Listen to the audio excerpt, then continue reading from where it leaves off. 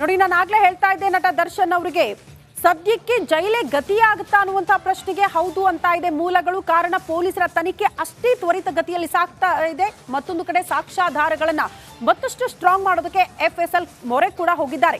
ಏನ್ ಬೆಳವಣಿಗೆ ಆಗ್ತಾ ಇದೆ ಈ ಕೇಸ್ನಲ್ಲಿ ಆ ಕುರಿತ ಒಂದು ರಿಪೋರ್ಟ್ ಇಲ್ಲಿದೆ ನೋಡಿ.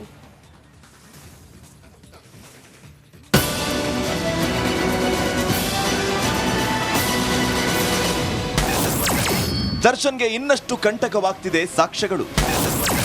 FSL ನಲ್ಲಿ ನಡೆಯುತ್ತಿದೆ CCTV ಕಂಪ್ಯಾರಿಸನ್.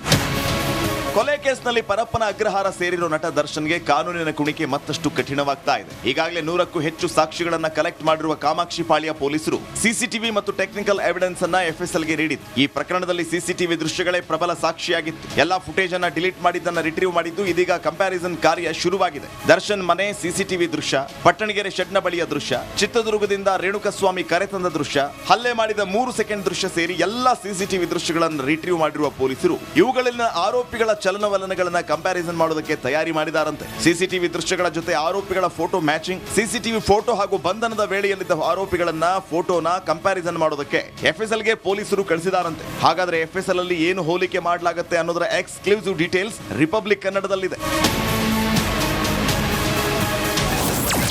ಆರೋಪಿಗಳ ಕಣ್ಣುಗಳು, ಎಲ್ಲರ ಕಣ್ಣುಗಳ ಬಣ್ಣ, ಅವರ ಕಣ್ಣುಗಳ ಅಂತರ, ಆರೋಪಿಗಳ ದೇಹ, ಬಾಯಿ ತುಟಿಯ ಭಾಗ, ಮೂಗಿನ ಭಾಗ,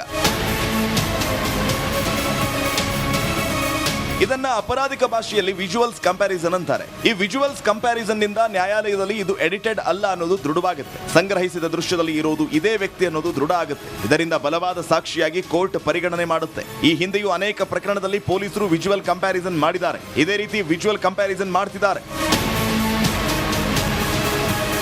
Nagaraj, crime bureau, republic Kannada.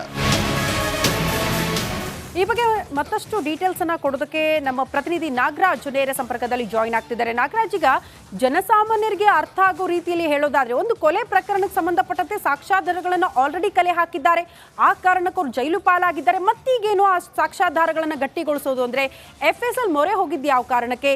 ಈ ವಿಜುವಲ್ಸ್ ಕಂಪ್ಯಾರಿಸನ್ ಅಂದ್ರೆ ಏನು? ಜನಸಾಮಾನ್ಯರಿಗೆ ಅರ್ಥ ಆಗೋ ರೀತಿಯಲ್ಲಿ ಎಕ್ಸ್ಪ್ಲೇನ್ ಮಾಡೋದಾದ್ರೆ ನಾಗರಾಜ್.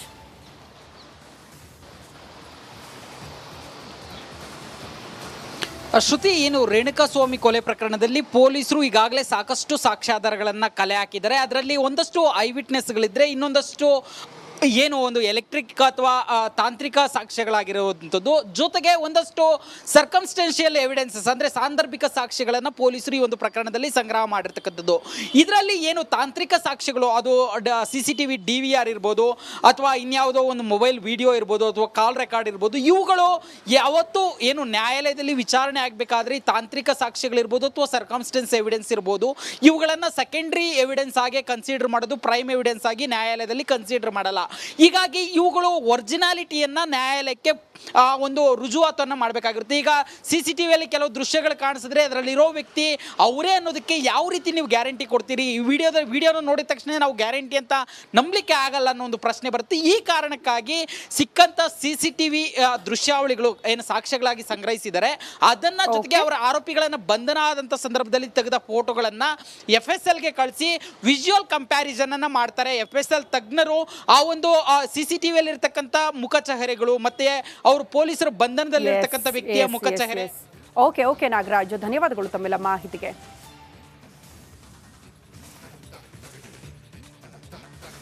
ರೇಣುಕಾಸ್ವಾಮಿ ಕೊಲೆ ಪ್ರಕರಣಕ್ಕೆ ಸಂಬಂಧಪಟ್ಟಂತೆ 17 ಜನ ಆರೋಪಿಗಳು ಜೈಲು ಪಾಲಾಗಿದ್ದಾರೆ. 13 ಜನ ಪರಪ್ಪನ ಅಗ್ರಹಾರ, ಇನ್ನು 4 ತುಮಕೂರು ಜೈಲಲ್ಲಿದ್ದಾರೆ. ಆ ತುಮಕೂರು ಜೈಲಲ್ಲಿರುವಂತಹ 4 ಜನ ಆರೋಪಿಗಳು ಕಿತ್ತಾಡ್ಕೊಳ್ತಿದ್ದಾರಂತೆ. ಯಾಕೆ, ಏನಾಯ್ತು ಅಂತೀರಾ? ಆ ಕುರಿತ ಒಂದು ಇಂಟ್ರೆಸ್ಟಿಂಗ್ ರಿಪೋರ್ಟ್ ಇಲ್ಲಿದೆ ನೋಡಿ.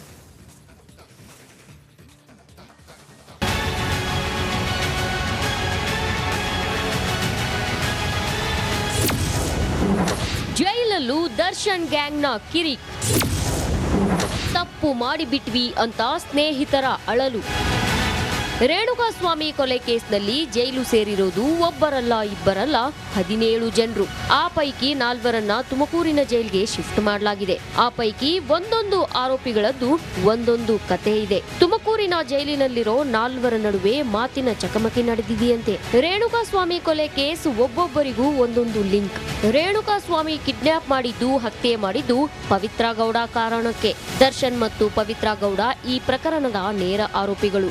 ಆದ್ರೆ ಇನ್ನುಳಿದ ಆರೋಪಿಗಳು ಸನ್ನಿವೇಶಕ್ಕೆ ತಕ್ಕಂತೆ ಜೊತೆಯಾಗಿ ಕೊಲೆ ಮಾಡಿದ ಪಾಲನ್ನ ಹಂಚಿಕೊಂಡವರು. ಹೀಗಾಗಿ ದರ್ಶನ್ ಪವಿತ್ರ ಹೊರತಾಗಿ 15 ಜನರು ಕಂಬಿ ಹಿಂದೆ ಸೇರಿದ್ದಾರೆ.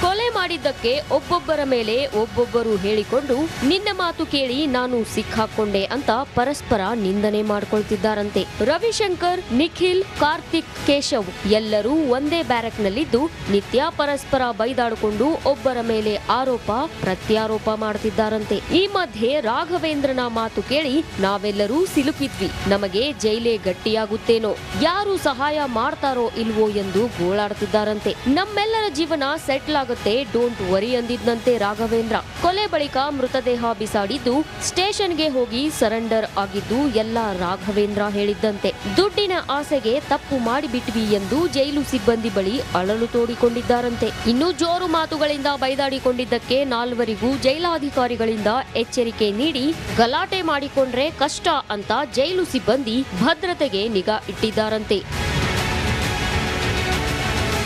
Bureau report, Republic Kannada. 17 ಆರೋಪಿಗಳು ಜೈಲು ಪಾಲಾದ ಬಳಿಕ ಹೊರಗಡೆ ಪೊಲೀಸರ ತನಿಖೆ ನಿಂತಿದೆಯಾ ಅಂತ ನೀವು ಪ್ರಶ್ನೆ ಮಾಡಿದ್ರೆ ಖಂಡಿತ ಇಲ್ಲ. ಪೊಲೀಸರ ತನಿಖೆ ರೇಣುಕಾಸ್ವಾಮಿ ಕೊಲೆ ಪ್ರಕರಣಕ್ಕೆ ಸಂಬಂಧಪಟ್ಟಂತೆ ಮತ್ತಷ್ಟು ಚುರುಕಾಗಿದೆ. ದರ್ಶನ್ ಸಿಮ್ ಕಾರ್ಡ್ ಬೆನ್ನು ಬಿದ್ದಿದ್ದಾರೆ ಪೊಲೀಸರು. ಬೇರೆ ವ್ಯಕ್ತಿ ಹೆಸರಲ್ಲಿ ಸಿಮ್ ಖರೀದಿ ಮಾಡಿದ್ದಾರೆ ದಾಸ ಅನ್ನುವಂತಹ ವಿಚಾರ. ಬೇರೆ ವ್ಯಕ್ತಿ ಹೆಸರಲ್ಲಿ ದರ್ಶನ್ ಸಿಮ್ ಖರೀದಿ ಮಾಡಿದ್ಯಾಕೆ? ಸಹಜವಾಗಿ ಪ್ರಶ್ನೆ ಬರುತ್ತೆ. ದೊಡ್ಡ ಸೆಲೆಬ್ರಿಟಿ, ಬಟ್ ಬೇರೆಯವರ ಹೆಸರಲ್ಲಿ ಸಿಮ್ ಯಾಕೆ? ತನಿಖೆ ವೇಳೆ ಪೊಲೀಸರಿಗೆ ಹಲವು ಅನುಮಾನ ಬಂದಿದೆ. ಸಿಮ್ ಯಾರ ಹೆಸರಲ್ಲಿ ಇದೆಯಲ್ಲ ಆ ವ್ಯಕ್ತಿನ ಕೂಡ ಕರೆದು ವಿಚಾರಣೆಗೆ ಒಳಪಡಿಸಿದ್ದಾರೆ ಪೊಲೀಸರು. ಒಂದಷ್ಟು ಮಾಹಿತಿನ ಕಲೆ ಹಾಕಿದ್ದಾರೆ. ಈ ಕುರಿತ ಮತ್ತಷ್ಟು ಡೀಟೇಲ್ಸ್ ಅನ್ನ ಕೊಡ್ತಾ ಹೋಗ್ತಾರೆ ನಮ್ಮ ಪ್ರತಿನಿಧಿ ಧ್ರುವ. ನೇರ ಸಂಪರ್ಕದಲ್ಲಿ ಜಾಯಿನ್ ಆಗ್ತಿದ್ದಾರೆ.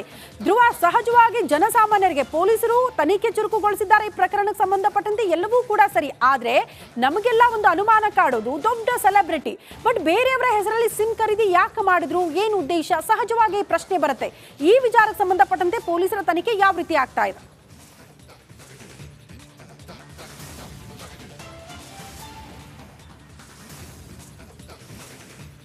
ಮೂಲವನ್ನ ಪೊಲೀಸರು ಕೆದಕ್ತಾ ಇದ್ದಾರೆ. ಆ ವೇಳೆ ಪೊಲೀಸರಿಗೆ ಒಂದು ವಿಚಾರ ಬೆಳಕಿಗೆ ಬಂದಿರುವಂತದ್ದು, ದರ್ಶನ್ ಅವರು ಬಳಸ್ತಾ ಇದ್ದಂತಹ ಸಿಮ್ ಕಾರ್ಡ್ ಅವರ ಸ್ನೇಹಿತರ ಹೆಸರಲ್ಲಿ ಪರ್ಚೇಸ್ ಮಾಡಿದ್ರು ಅನ್ನೋದು.